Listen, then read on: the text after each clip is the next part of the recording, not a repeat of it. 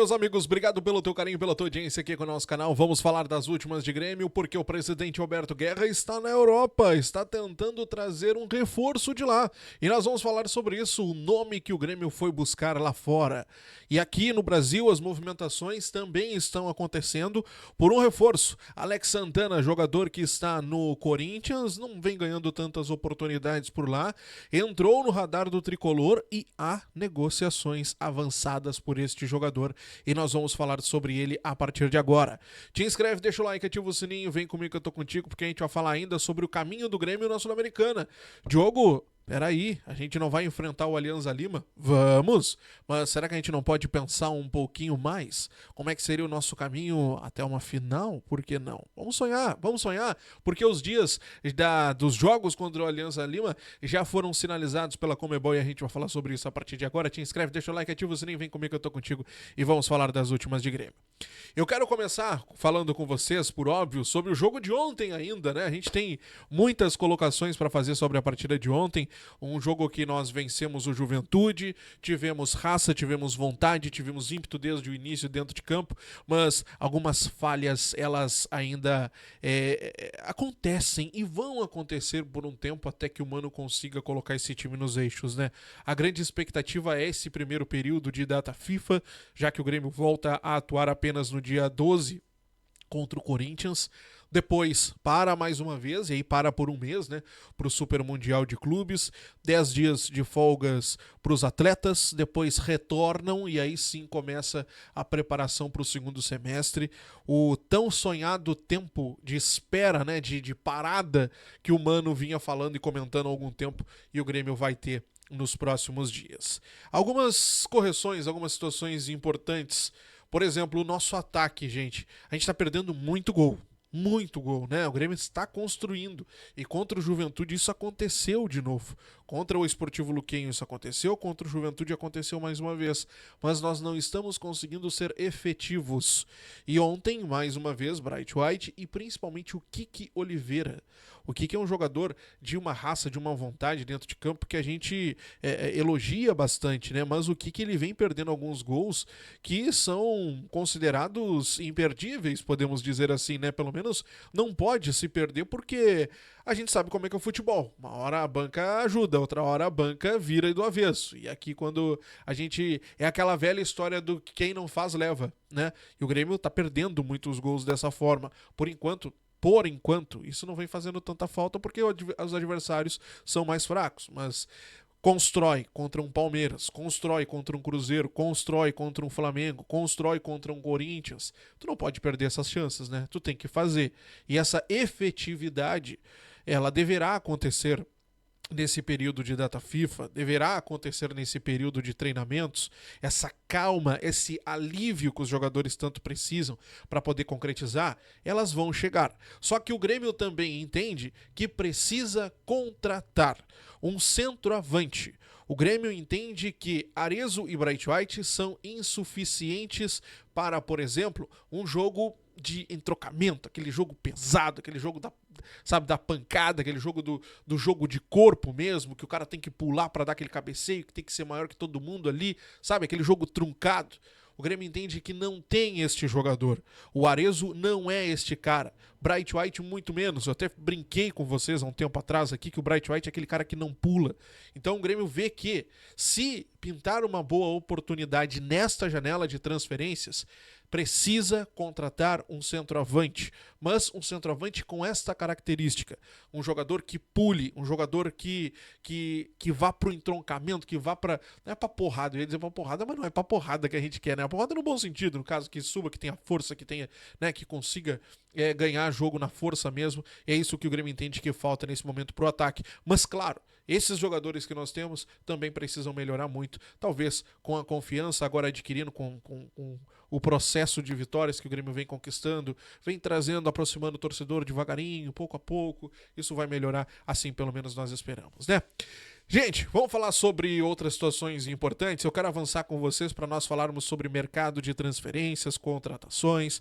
Nós já falamos aqui que o Grêmio vai buscar um centroavante, que o Grêmio vai tentar no mercado uma boa possibilidade de contratação, mas Eu trouxe nos últimos dias também que o Grêmio procura um volante. Lembra? O Grêmio tentou a contratação do volante Kaique, jogador do Juventude. O Grêmio fez 2 propostas por esse atleta. Uma proposta de R$2 milhões e uma segunda proposta de R$5 milhões. Propostas estas que foram rejeitadas pelo Juventude. E não só rejeitadas, vieram com um aviso. Não adianta, não queremos fazer negócio. Quer levar R$10 milhões. É isso que o Juventude pede pelo Kaique, R$10 milhões. Além, claro, da relação super desgastada hoje com a direção do Juventude, uma relação que já há algum tempo ela não acontece da melhor forma. Há quem diga que começou no Campeonato Gaúcho por conta daquele lance lá do Gustavo Martins, mas ela já vem de muito mais tempo. O ano passado a gente já conversou aqui sobre isso. O Juventude não quis emprestar, alugar, não era nem emprestar, era alugar o Alfredo Jaconi por uma partidinha para a gente poder retornar para a nossa arena com um tempo a mais. Teve a CBF que se meter na história, pedir para o Juventude e aí sim o Juventude liberou. Então essa relação desgastada com o Juventude já vem de muito tempo, né? Então essa história aqui do Kaique, ela acabou ficando muito por conta do valor exorbitante que o Juventude pede, mas também por essa relação desgastada que há hoje entre as duas equipes. Não fechando com o Kaique, o Grêmio foi atrás de outra possibilidade. Alex Santana, jogador do Corinthians, 30 anos, começou como meia, foi recuando um pouquinho, hoje é um segundo volante, e ele se encaixa no perfil que o Mano Menezes pede e pediu para a direção, né? Aquele jogador que apoie muito bem na hora da criação, apoia o meia, né, de criação, jogador que ajuda na marcação também, é aquele segundo volante que o Mano já vinha comentado já há algum tempo nas suas coletivas. O Alex Santana, ele tem contrato com o Corinthians até dezembro de 2027. O molde que o Grêmio tenta a contratação deste atleta neste momento é por empréstimo. O Grêmio gostaria de ter o Alex Santana pelo menos até o final desta temporada. Há negociações avançadas pelo jogador, o Corinthians aceita esta negociação, aceita sentar e conversar com o Grêmio. Diogo, a negociação está fechada. Não, ainda não está fechada. Sempre tem os pormenores que acabam ou travando ou demorando um pouco tempo ainda para poder fechar. Mas o Grêmio conversa com o Corinthians e há sim um grande indício, podemos dizer assim, uma grande possibilidade desta negociação ser fechada nos próximos dias ou até, quem sabe, nas próximas horas. Um empréstimo. Ontem, inclusive, ele não foi relacionado para a partida do Corinthians. É um jogador que teve uma lesão grave no ano passado, foi ali por meados de agosto. Ele teve uma lesão grau 3 na coxa esquerda, ficou afastado durante um tempo, voltou ali para o finalzinho de outubro, início de novembro. E vem chegando a gripe, perdão. Mas é um bom jogador a princípio e viria para dar mais um reforço nesse meio campo do Grêmio, ajudar o Cristaldo, ajudar o Monsalve, ser esse apoiador, né, que o Mano já vem comentando e pedindo há algum tempo nas coletivas. Quero saber de ti, e aí, será que o Alex Santana é esse bom jogador que vai mudar o meio campo do Grêmio? Comenta aqui embaixo, quero saber a tua opinião. Paralelo a isto, o presidente Alberto Guerra está na Europa. Nós já falamos sobre isso e ele foi assistir a final da Champions, né, por lá, foi ver o baile lá do PSG, mas ele também foi por compromissos pessoais, pelo menos é a informação que circula nos bastidores do Tricolor. Mas também foi para negociações, venda e compra. Lembra, eu trouxe essa informação para vocês aqui no sábado ainda. O Grêmio está tentando a contratação do Adrielson, zagueiro pelo lado direito, que estava emprestado ao Anderlecht, né? Ele pertence ao Lyon. O Anderlecht não quis comprar o atleta, o passe fixado acabou não sendo executado pelo Anderlecht. Ele está voltando para o Lyon e o presidente Alberto Guerra está tentando a contratação deste atleta. O colega Bruno Soares tem uma informação, inclusive, que o presidente tem reunião com o pessoal do Lyon para poder fazer a contratação, executar essa contratação, né, do Adrielson. O grande ponto desta história toda, meus amigos, quando ele foi emprestado do Lyon para o Anderlecht, ele foi emprestado por um período curto, né, com uma opção de compra. Essa opção de compra não foi executada. Quanto será essa opção de compra? Até o momento não se sabe. Mas há podemos colocar um indicativo, né? No início do ano, foi em dezembro, o Cruzeiro tentou a contratação do Adrielson, mas os franceses pediram 10 milhões de euros para a venda em dezembro.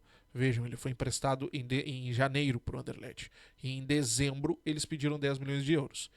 É muita grana, tá? É muita grana. Eu faço uma análise deste valor, assim, podemos dizer, de uma alta pedida para não vender. Mas me chama a atenção, porque se em dezembro eles pediram esse valor todo e em janeiro já emprestaram como opção de compra, fica, no mínimo, estranho, podemos dizer assim. Mas é importante que se diga. O Grêmio tenta o empréstimo do atleta com uma opção de compra e no Anderlecht aconteceu esta mesma situação, mas os belgos não compraram o jogador. E em dezembro, o valor pedido pelos franceses foi de 10 milhões de euros, um valor bem alto. Fato é que o presidente Alberto Guerra está por lá, está na Europa e deverá tentar a contratação do zagueiro. São as prioridades do Grêmio neste momento. Defesa, zagueiro e, claro, o meio-campo, onde o Grêmio precisa também melhorar a sua construção, dar mais, substância para o meio campo do nosso tricolor. Gurizada, te inscreve, deixa o like, ativa o sininho aqui no nosso canal, te inscreve, sempre muito importante a tua participação. Se tu ainda não for inscrito, deixa o teu like também, que vai ajudando, o YouTube vai mandando nosso conteúdo para outros gremistas. Vamos falar então de Copa Sul-Americana, meus amigos, porque hoje aconteceu o sorteio da Copa Sul-Americana, as oitavas da Copa Sul-Americana, da Libertadores também, e o Grêmio já conheceu o seu caminho na Sul-Americana. Por que a gente não pode sonhar? Claro que poderemos. Se Deus quiser, a coisa vai melhorar, vai engrenar de vez. A partida contra o Alianza Lima deverá acontecer ali no finalzinho de julho. As datas é 16 e 24. Mas primeiro deixa eu colocar aqui como é que ficou o chaveamento, para vocês terem uma noção, porque olha só como é que ficou toda essa parada aí, tá? O Grêmio enfrenta então o Alianza Lima, nos playoffs, como eu já disse para vocês. O tricolor, passando pelo Alianza Lima, enfrenta a Universidade Católica de Quito nas oitavas de final da competição. A Universidade Católica foi a campeã do grupo B, tendo ali 14 pontos, e enfrentou Cerro Largo, o Vitória e Defensa e Justiça.